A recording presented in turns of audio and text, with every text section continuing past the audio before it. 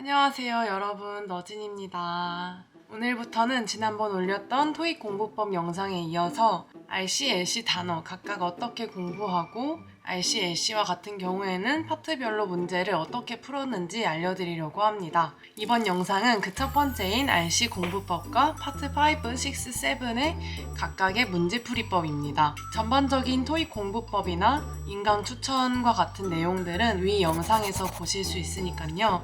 이번 영상을 보시기 전에 위 영상을 한번 보고 오시는 것을 추천드립니다. 그럼 지난 영상에서는 말하지 못했던 RC 공부 방법에 대해 자세하게 알려드릴게요. 제가 생각하기에 RC를 고득점으로 끌어올리기 위한 중요한 3가지 포인트가 있습니다.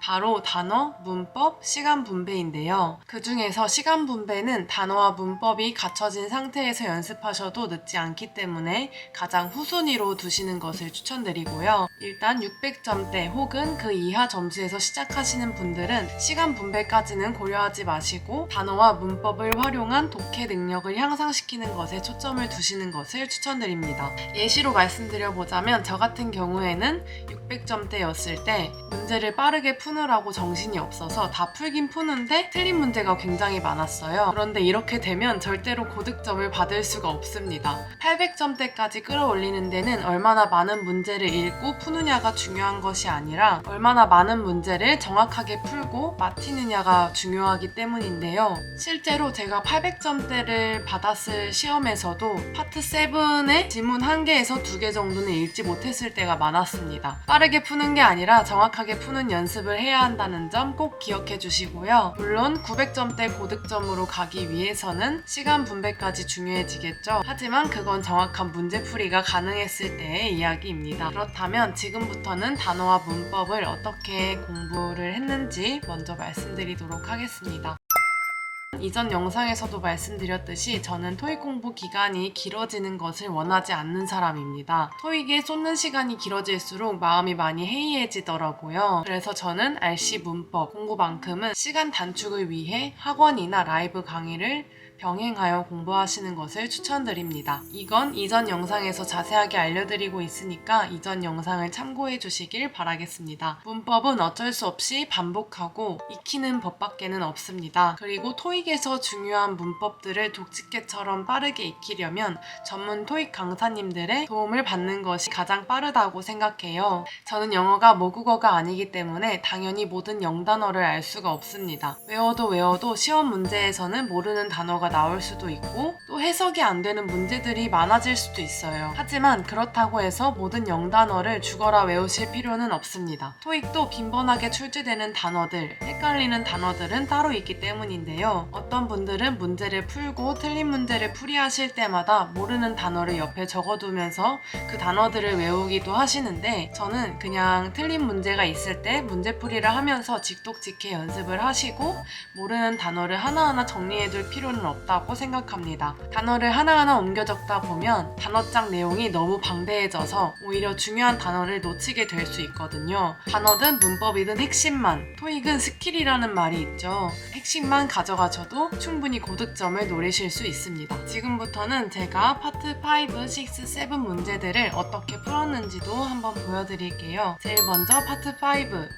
파트 5는 첫째가 정확도, 둘째가 스피드입니다. 스피드가 빠르면 시험 후반에 최대한 많은 파트 7 문제들을 풀 수가 있겠지만 정확도가 떨어지면 점수 감점의 영향이 큰 파트인데요. 예를 들어 이 문제를 보자면 이 문제와 같은 경우에는 해석이 따로 필요치 않은 문제입니다. 인포메이션 패킷이라는 주어가 있는데 이 주어 앞에 빈칸이 있고 또 보기를 보니까 한정사만 나열이 되어 있어요. 이럴 땐 주어가 복수인지 단수인지 먼저 확인해 보면 되는데 주의해야 할 점은 인포메이션이 주어가 아니라 동사인 will 앞에 있는 인포메이션 패킷까지가 주어라는 점입니다. 뒤에 s가 없으니 단수 주어이겠고 보기 중에서 단수와 함께 쓸 수 있는 한정사는 every밖에 없기 때문에 답은 A가 됩니다. 사실 이 문제와 같은 경우에는 해설이 필요치 않기 때문에 5초 안에 풀고 넘어갈 수 있는 문제가 됩니다. 파트 6와 7은 당연하겠지만 독해 능력이 중요합니다. 있습니다. 독해는 별도로 책을 읽는다거나 기사를 읽는 것과 같이 별도로 연습을 한다기보다는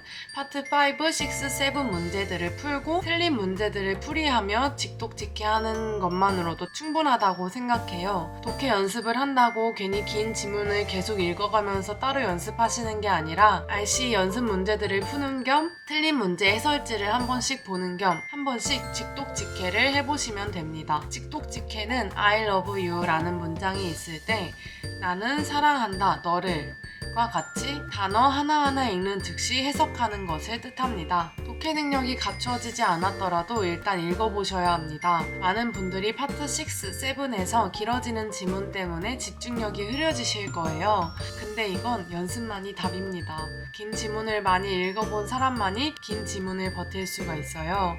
파트 6와 7 같은 경우에는 문제나 보기를 먼저 보시는 것보다 지문을 먼저 읽어보시는 것을 추천드리는데요. 그러니까 스토리를 먼저 파악하신 후 문제를 풀어보시는 것을 추천드리는 편입니다. 파트 6와 같은 경우에는 지문이 많이 길진 않아서 내용 파악이 수월했는데 사실 파트 7에서 여러 가지 지역 이름, 단어들이 나오면 머릿속에 그려지지 않을 때가 있어요. 그럴 때에도 그럼에도 불구하고 문제를 먼저 보지 마시고 지문을 쓱 읽으면서 동시에 사람 이름이나 지역명같이 특이한 고유 명사가 나왔을 때에는 동그라미를 쳐두시면서 강조 표시를 하시면 됩니다.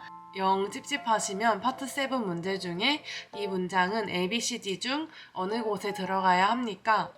라는 문제들 있잖아요. 그런 문제들 정도는 먼저 보시는 것을 추천드립니다. 저도 처음에 이 방법이 영 찝찝하고 불안했는데 저 문제를 먼저 보고 나니 어느 정도 스토리 구상도 좀 되어서 마음이 훨씬 안정되더라고요.